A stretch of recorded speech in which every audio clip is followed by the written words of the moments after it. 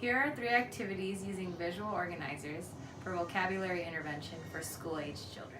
As we know, the semantic component of word learning is often problematic in children with language impairment. So for semantic mapping for word associations, you might provide a category or concept to your students. You and your students could brainstorm a category or concept. Then we'll find relationships, features, and examples related to the concept.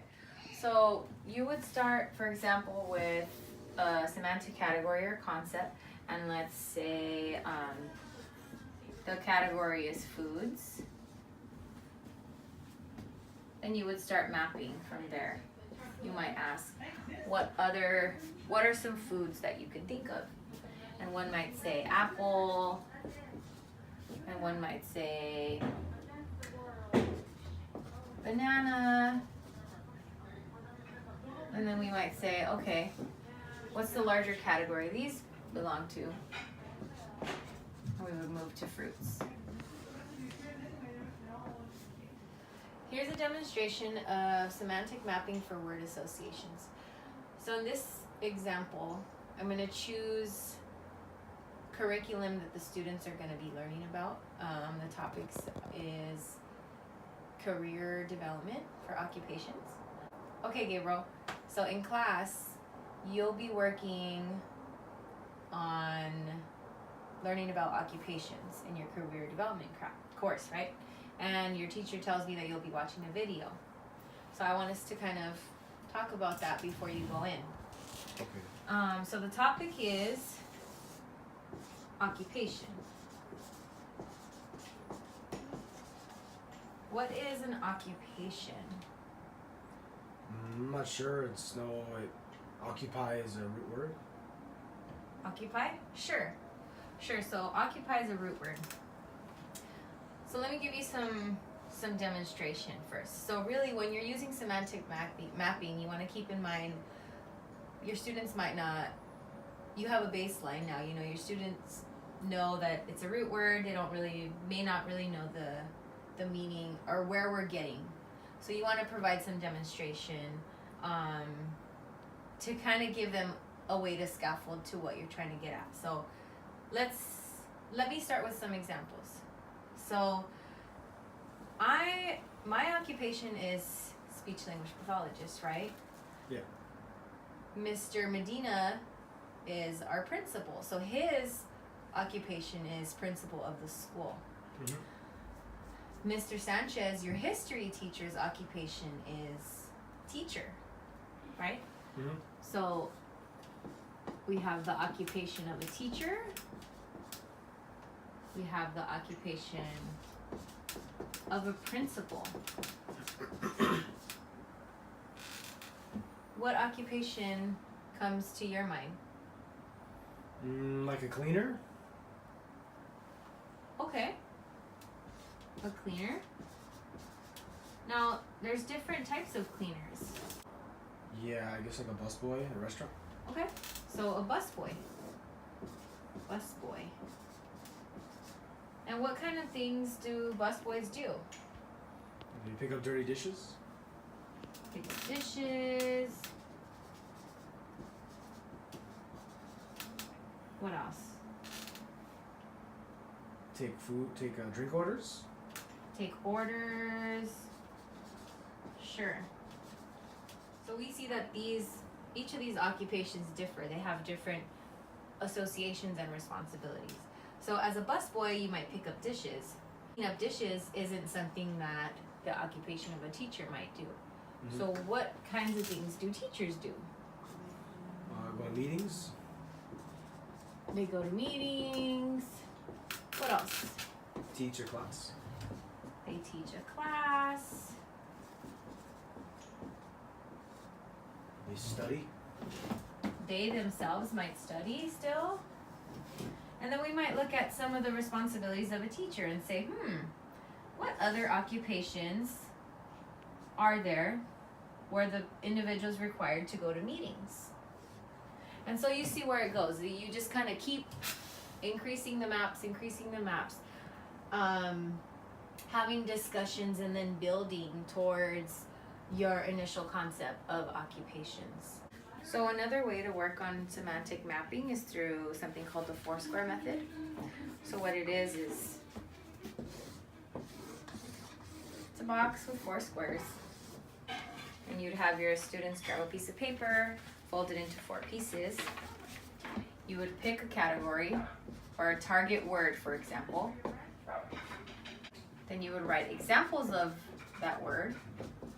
And then you would write non-examples. And then you would have the student create their own definition of that target word. Here's an example of the 4-square method. So Gabriel, we're talking about specific words and word meanings, right? So our target word is nutrition. Okay. What comes to mind when you think of nutrition? Apples, Apples. broccoli, Broccoli. And why do these things come to mind? because they're fruits and vegetables. So fruits and vegetables are healthy, Yeah. nutritional items. Mm-hmm. Okay. Okay. What about some non-examples? Things that would not be nutritional. Soda, Soda. Right? Soda's full of sugar. It's not really the best option. candy, Candy, kind of junky. Most would say those candy isn't really nutritional. French fries, French fries. French fries are baked in oil. So our target's nutrition. We have some examples here. We have some non-examples. And you always want to keep in mind that my grade student is giving me all the right answers, but your students might not have the associations. So that's where you would back up, make some modifications, give them some examples of how nutrition would have any of these types of connections. What I like to do, currently I'm in a high school doing this kind of therapy with my students, and I'll ask them, well, if you can't think of any examples, can you give me this sentence, put this word in a sentence. So my sentence example might be, proper nutrition yields high energy levels. And then we would kind of make associations to how does nutrition give us high energy, and that's eating certain foods and not eating the other types of foods. And another way to check for understanding is where you add the student created definition. So now that we've kind of had a discussion, we talked about examples of things that might be nutritional for us to eat and drink, and things that wouldn't be. Can you create a definition in your own words of what nutrition is? Excuse me. I think it's just a balance.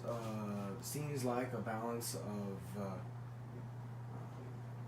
good and bad foods. Okay, so another way to target semantics is through semantic feature analysis. And the way, there's several ways of working on the semantic feature analysis. And this way is by, the way that I want to show you is building a matrix where you list vocabulary words, and then up here you list associations relating to these vocabulary words, and then you just kind of fill in whether or not these specific items associate with these characteristics, let's say. So again, on the left you would write a list of your words, and the words you're going to use are words that have similarities to a topic. So for example, let's say we chose the topic of animals. We have snake, we have bear, we have lion, fox. We would list these here: bear, lion, fox. And then up here you can hold a discussion and figure out, okay, what are some associations that these animals have, or what are some differences? So, for example, we might say predator, mammal, they fly. Here's an example of the semantic feature analysis using the matrix. And what I'm using here is I'm working on a pre-reading strategy focused on a lecture that the students are going to have about dinosaurs in the prehistoric time. So Gabriel, in your history class, you're talking about the prehistoric time, and you're talking about, you'll be reading a book about dinosaurs and their development. So let's kind of do some preparation before you get into reading that passage in that book that you're going to be working on. Okay. Okay, so let's start with maybe some dinosaurs that you're familiar with. T-Rex, of course. T-Rex. We have raptor. Stegosaurus. Stegosaurus, that's a dinosaur. Stegosaurus. Oh, and a pterodactyl.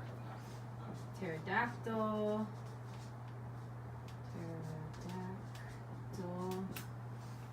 Here are a list of 4 animals that have similarities based on the topic that they'll be discussing in class. So we have T-Rex, raptor, stegosaurus, pterodactyl. Now, let's think of some features of these animals that come to mind. T-Rex. Go ahead. T-Rex eats meat. Eats meat, right. So when they eat meat, it's called a herbivore or carnivore? I think a carnivore. Carnivore, right. Carnivore. Another one might be, and of course your students aren't always going to be this responsive, so you always want to give them examples, make modifications. So if they couldn't think of any other ideas, I might say something like, we have something they eat. What about a physical feature? Like they have wings, or they walk on 4 feet.